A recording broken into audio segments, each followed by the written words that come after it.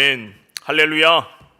이 새벽 기도의 자리에 오신 성도님들, 또 가정에서 삶의 자리에서 영상을 통해 예배에 동참하신 모든 분들 가운데 하나님의 크신 은혜와 축복이, 또 놀라운 기도 응답의 역사가 있기를 주의 이름으로 간절히 축원합니다. 오늘 말씀의 제목은 은혜의 보좌 앞에 담대히 나아가라입니다. 은혜의 보좌 앞에 담대히 나아가라. 계속해서 히브리서의 말씀을 우리가 살펴보고 있는데, 히브리서 기자는 예수님의 위대하심을 선포하면서 그 위대하신 분이 허락하신 구원도 얼마나 크고 완전한 것인지 우리에게 알려주고 있습니다. 그러기에 믿음의 사람들, 특별히 어제의 말씀에서 하늘의 부르심을 받은 거룩한 형제들이다 라고 표현하면서 끝까지 굳게 믿음을 붙잡을 것을 권면했습니다. 그러기에 예수님을 깊이 생각하고 소망의 확신과 자랑을 끝까지 붙들고 있으라고, 행여나 어려움이 있더라도 그 마음이 완악해지지 말고 하나님의 말씀에 즉각 순종할 것을 말하고 있습니다. 사랑하는 성도 여러분, 순종이라는 것은 오늘, 지금, 여기서 당장 시작해야 하는 것인 줄로 믿습니다. 우리가 오늘 순종할 때에 그리스도의 영광에 참여한다라고 어제의 말씀에서 나누었습니다. 오늘 본문을 세 부분으로 나누어 보면 1절로 11절까지 너희는 이스라엘 백성들과 같이 불순종하지 말고 믿음과 복음을, 말씀과 믿음을 연결시켜서 믿음으로 안식에 반드시 들어갈 것을 당부하고 있습니다. 또 12절 13절은 하나님의 말씀은 여전히 살아있는 말씀이다. 우리의 심령 골수를 쪼개고 생각과 뜻을 판단하는 그런 귀한 말씀이다. 그리고 우리는 말씀으로 심판받을 것을 생각하며 말씀 앞에 언젠가는 벌거벗은 모습으로 설 날이 올 텐데 그 앞에서 신실하고 정직하게 살아갈 것을 권면하고 있습니다. 14절로 16절까지 우리의 큰 대제사장 예수 그리스도를 믿는 믿음으로 그의 긍휼하심을 얻어 은혜의 보좌 앞에 담대히 나아가라 라고 권면하고 있습니다. 오늘 본문을 통하여 우리에게 주시는 영적인 교훈을 살펴보고 기도의 제목을 얻고자 합니다. 첫 번째로, 믿음으로 우리는 참된 안식에 들어가게 된다라는 것입니다. 오직 믿음으로 우리는 참된 안식에 들어갑니다. 1절입니다. 그러므로 우리는 두려워할지니 그의 안식에 들어갈 약속이 남아 있을지라도 너희 중에는 혹 이르지 못할 자가 있을까 함이라. 히브리서 기자는 우리가, 하나님은 약속하셨지만 혹 우리가 그것을 믿지 못해서 구원에 이르지 못할 수도 있음을 두려워해야 한다라고 말합니다. 앞선 3장 19절에 이렇게 끝을 맺었죠. 3장이 이로 보건대 그들이 믿지 아니함으로 능히 들어가지 못한 것이라. 이스라엘 백성들의 광야에서 하나님의 음성에 불순종했고 믿지 않았기에 그들이 다 광야에서 시체가 되어 엎드러졌습니다. 그것은 그들의 믿음이 없었기 때문에 안식의 땅 가나안에 능히 들어가지 못한 것입니다. 그러므로 너희도 그것을 두려워해야 한다라고 말합니다. 2절입니다. 그들과 같이 우리도 복음 전함을 받은 자이나 들은 바 그 말씀이 그들에게 유익하지 못한 것은 듣는 자가 믿음과 결부시키지 아니함이라. 히브리서 기자는 이스라엘 백성들이 실패한 이유를 말합니다. 우리와 같이 복음을 들은 자였지만 듣는 자가 말씀을 믿음과 결부시키지 않았다라고 표현해요. 여기서 결부시키다라는 단어는 함께 섞다, 결합하다라는 그런 의미가 있는데, 말씀을 들었으면 그것을 믿음으로 결합을 해서 말씀을 삶으로 표현하고 삶으로 살아내야 한다라는 것입니다. 들은 말씀이 나의 믿음과 하나가 되어서 삶이라는 열매로 나타나야 되는 것이죠. 순종의 열매를 맺어야 하는 것입니다.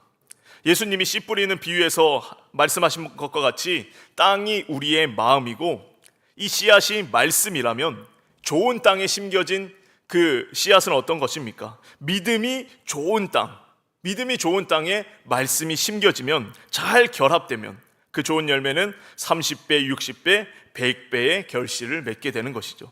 그러나 돌짝밭이나 길가에 떨어진 씨앗이라면 말씀을 들어도 열매를 맺지 못하는 것입니다. 사랑하는 성도 여러분, 우리가 말씀을 들을 때에 그 말씀을 믿음으로 잘 받아서 우리의 삶에 잘 결합시켜서 그것이 믿음의 삶으로, 순종의 삶으로 풍성한 열매로 나타나게 되기를 주님의 이름으로 간절히 축원합니다. 또 3절입니다. 이미 믿은 우리들은 저 안식에 들어가는도다. 이미 믿는 자들은 안식에 들어가게 됩니다. 그러나 말씀에 순종하지 않은 자들, 그 안식에 들어가지 못하는 것이죠. 이 구약에서 안식일은 잠깐 멈춤의 의미가 있습니다. 영어의 표현으로는 스탑이죠, 스탑. 열심히 일하며 살아가는데 앞뒤도 돌아보지 않고 힘차게 달려가는데 이 안식일은 멈추라, 스탑하라는 시간입니다. 나의 모든 욕심과 욕망을 멈추고 세상의 일을 멈추고 하나님을 바라보고 하나님의 일하심을 기다리는 시간이 바로 이 스탑, 안식의 시간입니다. 오늘 거룩한 주일인데 오늘이야말로 참된 안식의 날인 줄로 믿습니다. 모든 것을 멈추고 하나님을 믿는 믿음으로 하나님 한 분만을 바라보고 그 안에서 평안하게 몸과 마음과 영혼의 안식과 평안을 얻는 그런 시간입니다. 세상의 논리로는 쉬지 않고 일해야 돈을 더 많이 벌고, 쉬지 않고 공부해야 더 잘할 수가 있고, 쉬지 말고 무언가를 해야 어떤 성취를 이룰 수 있다라고 하지만 하나님의 방법은 아닙니다. 너희가 열심히 6일 동안 열심히 일했으면 하루는 나를 좀 바라봐라. 모든 것을 멈추고 모든 것을 내려놓고 나를 바라봐라. 하나님을 향한 믿음이 있어야 안식일에 참된 안식을 얻고 쉴 수가 있는 것입니다. 우리가 잘 아는 나무꾼의 비유가 있죠. 어떤 두 사람이 열심히 나무를 합니다. 근데 두 사람 다 10시간을 열심히 나무를 베었어요. 근데 한 사람은 그냥 쉬지 않고 10시간 내내 나무를 쳤습니다. 그런데 한 사람은 50분 일하고 10분 쉬고 50분 일하고 10분 쉬고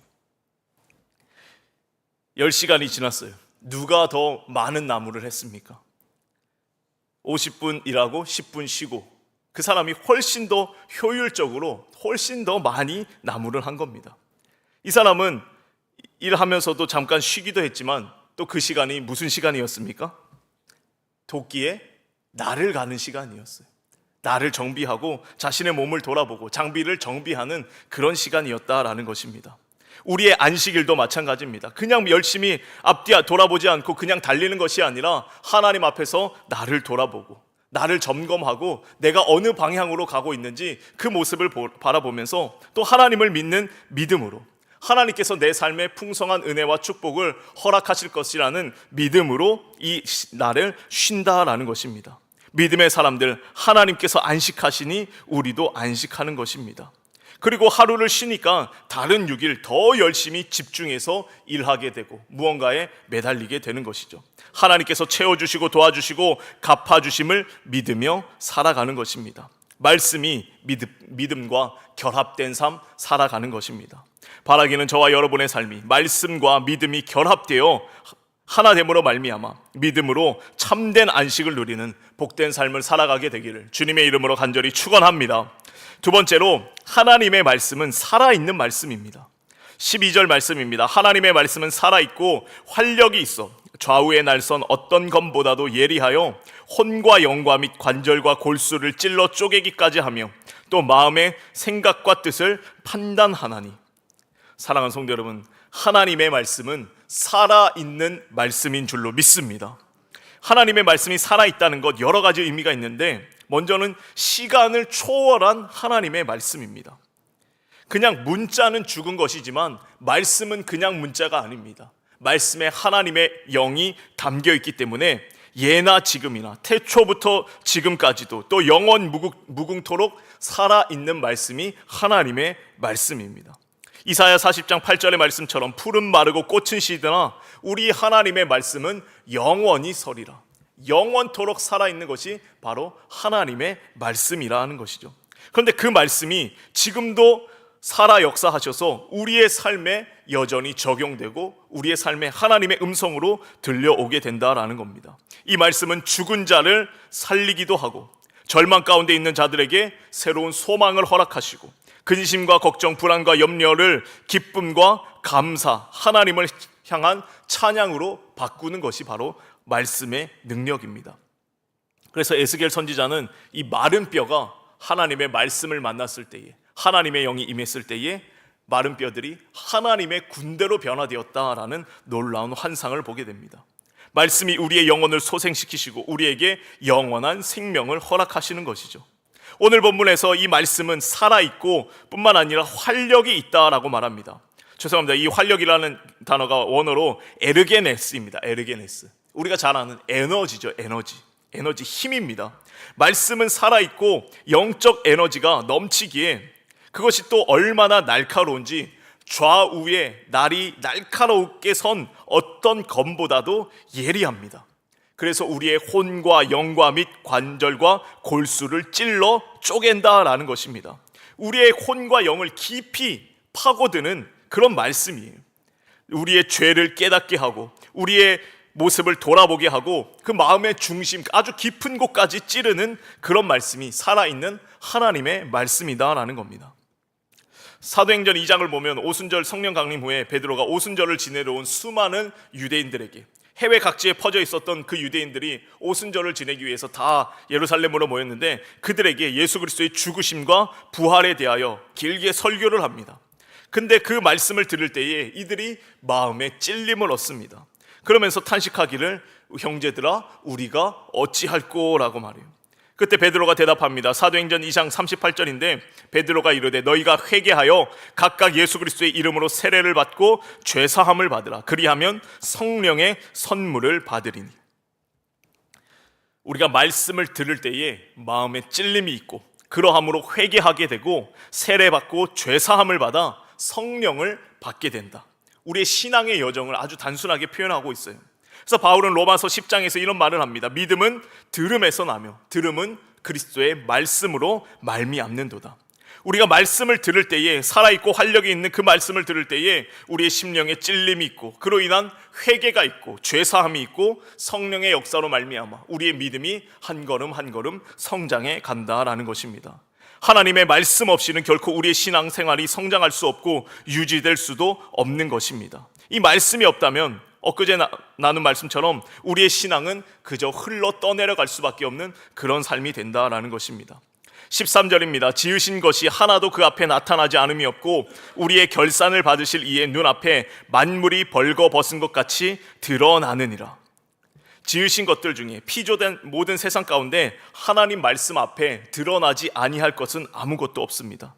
그리고 우리의 삶에는 언젠가 결산의 때가 있는데 그때에는 만물이 벌거벗은 것 같이 모든 것이 드러나게 되어 있다라는 것입니다. 사랑하는 성도 여러분, 우리의 삶에도 언젠가 반드시 결산의 때가 있는 줄로 믿습니다. 우리가 다 하나님의 부르심을 받게 되는 그날, 하나님 앞에 서게 될 그날이 온다라는 것입니다. 그때에 우리의 삶을 말씀으로 비추어 주시는데 그 앞에서 감출 수 있는 것이 아무것도 없다라는 거예요.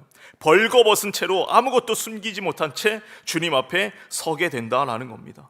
이 결산을 알기에, 심판을 알기에 우리는 두렵고 떨림으로 하나님 앞에 살아갈 수밖에 없고 날마다 이 예리한 말씀, 살아있고 활력이 있는 그 말씀에 스스로를 비추면서 죄를 회개하고 성령의 은사를 구하며 살아갈 수밖에 없는 것입니다.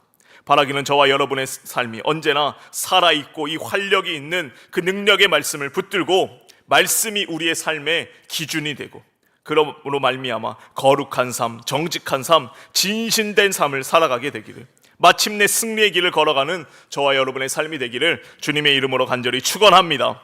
끝으로 은혜의 보좌 앞에 담대히 나아가야 합니다.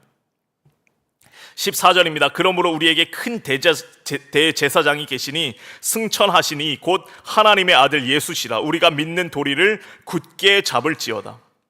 예수님을 큰 대제사장으로 고백하고 하나님의 아들로 고백합니다. 우리가 믿는 도리, 신앙의 고백을 굳게 붙잡을 것을 권면하고 있습니다. 15절, 우리에게 있는 대제사장은 우리의 연약함을 동정하지 못하실 이가 아니요 모든 일에 우리와 똑같이 시험을 받으시니로되 죄는 없으시니라. 우리의 대제사장이신 예수님은 우리의 연약함을 충분히 공감하시고 동정하시는 분입니다. 그분께서도 친히 인간의 몸을 입으시고 혈과 육을 입으시고 고난받으시고 죽음을 경험하셨기 때문에 우리의 고난을 충분히 이해하신다라는 것입니다. 그러나 모든 일에 우리와 똑같이 시험을 받았지만 죄는 없으신 분입니다. 죄 없기에 완전한 제물, 순전한 제물, 온 세상을 구원하고도 남을 넉넉한 제물이 되었습니다.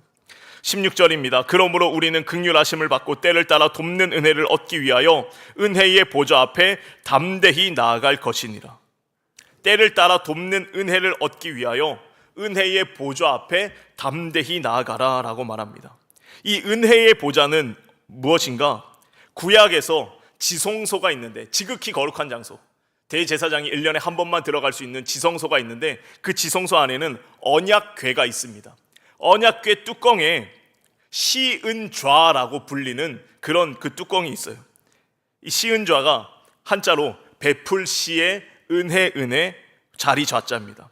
하나님께서 은혜를 베푸시는 자리가 이 시은좌예요. 언약궤 뚜껑이거든요. 그 언약궤 뚜껑에 두 명의 천사가 서로 날개를 맞대고 이렇게 서 있는데, 대제사장이 대속죄일에 순결한 수염소의 피를 이 언약궤에 뿌리게 됩니다. 그곳에 피를 뿌림으로 백성들이 죄사함을 얻게 되는데, 그때 하나님께서 그곳에 임재하셔서 시은좌에 앉으셔서 은혜를 베풀어 백성들의 죄를 용서해 주신다라는 것입니다. 그러기에 우리에게 큰 대제사장이신 예수 그리스도가 있기 때문에, 그리고 예수님께서 친히 속죄 제물이 되어주시고 대속 제물이 되어주셨기 때문에 예수의 피를 의지해서 그 은혜의 보좌로, 시은자로, 하나님께서 은혜를 베풀어 주시는 자리로 담대하게 나아갈 수 있다라는 것입니다. 원래 이 지성소는 대제사장이 아니면, 또 깨끗하지 않으면 다가갈 수가 없습니다. 거기 가면 죽는 거예요. 그냥 사망입니다. 그런데 예수의 피로 말미암아 우리가 이제 그 성소로 들어갈 수 있게 되었다라는 것이죠. 히브리서 10장 18절에 이렇게 말합니다. 그러므로 형제들아, 우리가 예수의 피를 힘입어 성소에 들어갈 담력을 얻었으니 그 길은 우리를 위하여 휘장 가운데로 열어놓으신 새로운 살 길이요, 휘장은 곧 그의 육체니라. 예수의 피를 힘입어 성소에 들어갈 수 있는 담력, 담대함을 얻게 되었습니다. 예수님이 친히 성소의 휘장을 열어주셨기 때문입니다. 복음서 말씀에 의하면 예수님께서 십자가에 달리셨을 때에 성소의 휘장이 위로부터 아래로 찢어졌다라고 기록합니다. 이 휘장은 성소와 지성소를 구분하는 하나의 막이었어요. 성소를 지나서, 이 휘장을 지나서 지성소로 들어가게 되는데, 예수님이 십자가로 이 휘장을 완전히 찢으셨다라는 것입니다. 이제 예수의 피를 힘입은 자는 누구나 지성소로 들어갈 수 있고 하나님의 은혜의 자리로 들어갈 수 있다라는 것입니다. 그러기에 우리는 날마다 예수의 피를 힘입어 은혜의 보좌 앞에 담대히 나아가야 한다라는 것입니다. 그곳에 있는 이들, 은혜의 보좌 앞에 있는 이들, 그들에게 하나님은 때를 따라 돕는 은혜를 날마다 허락해 주시고 그의 긍휼하심을 받도록 인도해 주신다라는 것입니다. 사랑하는 성도 여러분, 오늘 거룩한 주일인데 우리가 은혜의 보좌 앞으로 나아온 줄로 믿습니다. 날마다 예수의 피를 힘입어 은혜의 보좌 앞에 그 시은좌로 나아가서 하나님께서 허락하시는 충만한 은혜를 날마다 받아 누리는 저와 여러분의 삶이 되기를 주님의 이름으로 간절히 축원합니다. 함께 기도하겠습니다. 참 좋으신 하나님, 감사합니다. 거룩한 주일 우리의 삶을 깨워주시고 기도함으로 하루를 시작하게 하심에 참으로 감사를 드립니다. 하나님의 긍휼하심을 받고 때를 따라 돕는 은혜를 얻기 위하여 은혜의 보좌 앞에 담대히 나온 당신의 백성들, 저들의 삶을 기억하여 주시사 충만한 은혜로 함께하여 주시옵소서. 우리가 말씀을 들을 때에 믿음으로 받아 말씀과 믿음이 결합되어 풍성한 삶으로 순종의 열매로 나타날 수 있도록 주님 은혜를 더하여 주시옵소서. 하나님의 말씀 여전히 살아있는, 활력 있는, 우리의 삶을 새롭게 하는 능력의 말씀인 줄로 믿습니다. 말씀 앞에 우리의 삶을 비추어 진실하게 하나님 앞에 살아가는 우리의 삶 되게 하여 주시옵소서.